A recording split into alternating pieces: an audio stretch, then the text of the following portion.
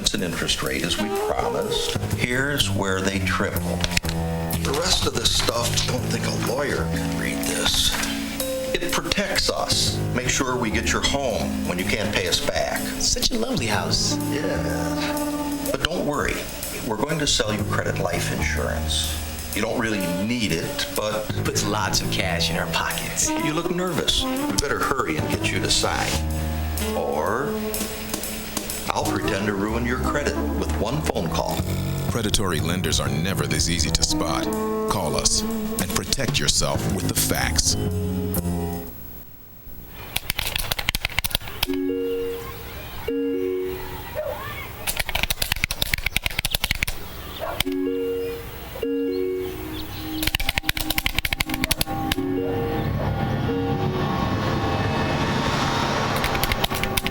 Every day, online predators make their way into homes uninvited and unnoticed.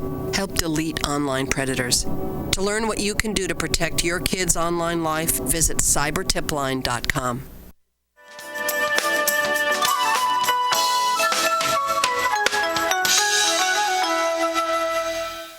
And we're back, and again, we thank you staying tuned. We're talking to Reverend D.K. Smith, and he has some more information for us, and then we're going to go back and talk about the commemoration of Katrina.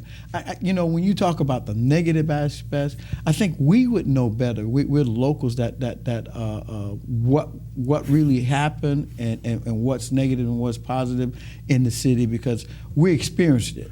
You know what? Not to cut you off with that, but I was just thinking as I reflect, because after the event at Smoothie King Arena, it was told that they was going to have a second line, like I say, going out to Asha Culture and Art Center. And a friend of mine, my friend who's from Chicago, she had came down and I gave her some tickets, her and her daughter. So it was just like it wasn't a culture shock. She just really embraced the city. And I dare say, her name is Karen, and she's from the she used to be a police officer herself. Is that right? Yeah, and so when she saw a female motorcycle driver, that shocked her. It shocked her. Yeah, it did. Okay. But she took pictures with her and everything, and the motorcycle officer allowed her to sit on the motorcycle and play with it a little bit. Yeah, well, not play. Yeah, but with lights on and everything. So she took pictures of that and everything. I guess being a fellow officer, she could do that. Yeah. But I mean, she didn't drive it. No, she just sat there. She just sat on it. But the point I'm making is this: is the fact that. She said, "Well, I'm going on the second line." I said, "I'm going this way," because I was on my way to home. But the main thing is, they had a lot of people that were out there. That was following the second line and everything, whether they were from here or not. But the main thing is that people would have a better understanding of what it is when they do the second line. Right. Not holding on that. But I want to say this right fast, that there will be a 70-year anniversary for the E.L. Moore Senior Mission number 2. With the Louisiana Freedmen Missionary Baptist General Association.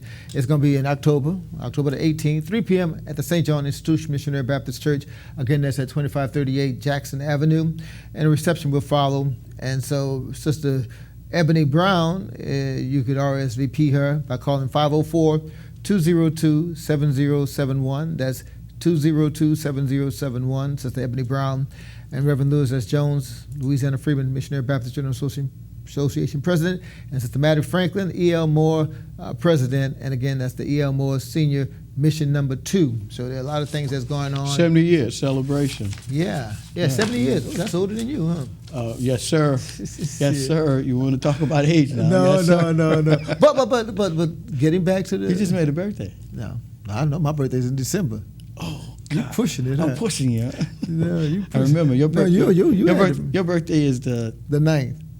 Yeah, day before my sister's on the 10th. That's how I can remember your birthday's coming up in December. Yeah. Oh, and speaking of that, let me make this announcement. I plan on being out of town for your birthday? Well, I plan on being in Washington, D.C.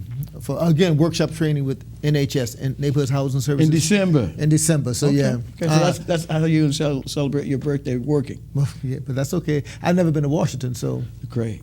I've never been there. But the thing of it is, getting back to the commemoration and everything, the events, like I said, that I take that back. The Cutter event was on that Thursday, because that Wednesday I went to the luncheon for the Urban League. I knew it was something I missed out. And the Urban League's luncheon was at the Hyatt Regency, right down Loyola. So that was the And each the luncheon. event gave you some highlights that you can talk about, discussing. Were there positive things that were said at Oh each yeah, one of them? oh yeah. In fact, for the Urban League, after lunch, I hate to say this, but most people left. But I stuck around because they had a presentation. Michelle Miller was the moderator. They had Brian Pitts from ABC News, Nightline. They had a young lady, and I forgot her name right fast again, but she was living in New York for CNN. She worked for CNN. And also the Democratic leader for during the Clinton era. I forgot her name too. Forgive me, my memory's gone. But the main thing is they were talking about 10 years later, Katrina. Yeah, because Soledad Brown was in charge of the Smoothie Center on Saturday. Right, yeah, she was there. Yeah. And so everything was there. But for the panel discussion that they had, Michelle Miller was asking questions and everything.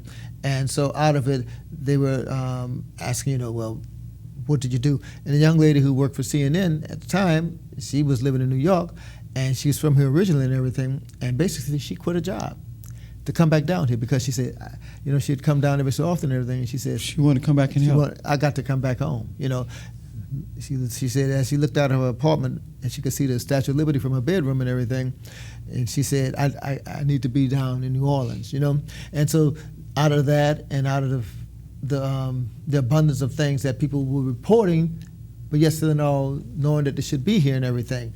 And so that's what the panel discussion was about, the fact that, and of course, let me emphasize this, and I think anyone and everyone should know that we're not finished yet. 100%. We're not. I mean, even though some areas are open, Or in better shape. especially the tourist areas and all like the French Quarter and all like that. I emphasize that. But the living quarters, don't get me started. Indigenous people. The living quarters, they're not in order. They're not ready. And you speak about downtown, Lower Ninth Ward. I mean, uptown, we're back and everything. But the thing about that is, You still have places where you need more renovation. I'm gonna bring up something that's people don't talk about, but. Now you need to talk about. No, let me say this also because among other things, I'm on the Welcome Table New Orleans, and in a couple of weeks we'll probably have a few guests from the Welcome Table New Orleans. And Welcome Table New Orleans is a group of New Orleanians that has the task of dealing with race, reconciliation, and community involvement. And what we do is we have the Central City Welcome Table, we have the Algiers Welcome Table, and the St. Roch Welcome Table, and each one has a project that they're working on. But the main thing I was going to say was, with the Welcome Table of New Orleans, it's putting a face on race and reconciliation to know that we need to come together and everything. Now, having said that, sometimes I bring this up in meetings is the fact of gentrification. How some people are buying houses where people used to rent and all like that, and so much so that the rent is going up. They're buying the houses and everything. And so in the neighborhood that I stayed, we have houses that's so much. I don't want to quote how much. Affordable. No. That's what I'm saying. They were affordable. That's what I wanted to get you to. They were affordable. Before Katrina was affordable. Yeah, but now they're paying money that would they pay on Buying a house? St. Charles, like they would pay on St. Charles. Okay. And so increase in rent. And so let me say this to you, because what happened when they allowed people to come back in 05, when they allowed people to come back from Katrina as a first responder, were you displaced? Oh yeah. Yeah, and so when you came back, there were certain areas were open, right, that you can stay. Right. Where normally, if the rent was, at a lower rate, because of the availability of housing, it jacked up. And of course, we got to emphasize this, that the city of New Orleans had more home renters than owners. Right. A lot of homeowners, they would rent their houses and whatever like that. And so now we have more people buying the houses and everything, spending a lot of money and everything, and not necessarily renting them, but if they can afford to do it and everything like that. And that's what's happening, whereby you have different areas, and different, I'm gonna say different races. Walking down Washington Avenue is just like, wow. So something that would be strange about. Oh man, 20 years ago. 20 years ago, it's like, oh, what they doing living down? What they doing walking down here and everything? But that's the way it's become now, because it's almost like to be expected that you see affordability, and then you can build wherever you want to build, or stay where you want. But that's always been that way in this city. You've always had, in some cases I can tell you, because I know what you're saying. I know at one time some areas people didn't want blacks in their area. Right. I have to say it, and so they made the rent very expensive, and if you bought a house, that made it difficult for you to stay in the house. Yeah, you know, I'm gonna give I say credit. I give thought to our former pastor. I don't know, well, he's your pastor, Reverend Francis, at the time? No, he wasn't. Reverend Davis. Joshua Davis. Well, my former pastor. Your former pastor. Yeah, Reverend John Francis Jr.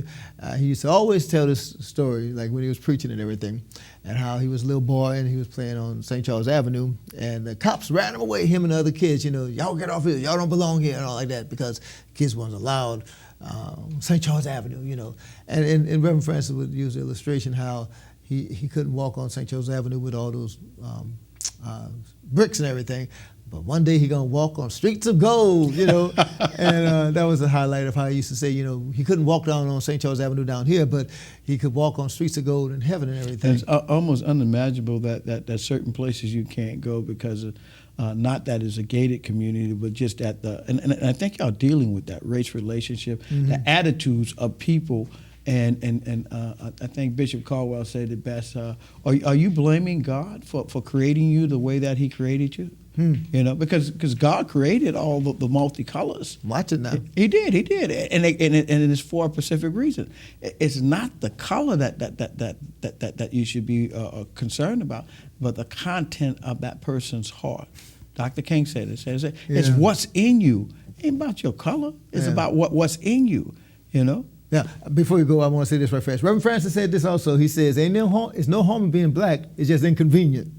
That's Reverend Francis. I can't go along with that. I'm happy. No, I'm just saying what he said. I'm happy to be who I am and whose I am. Again, we just thank God for Reverend Smith. Thank you for the information that he gave us today, and I'm sure that he would have more information as well as other guests that will come and talk about the importance of the commemoration of Katrina and rebuilding. We have to rebuild not only outside, but we have to rebuild on the inside. Our attitudes.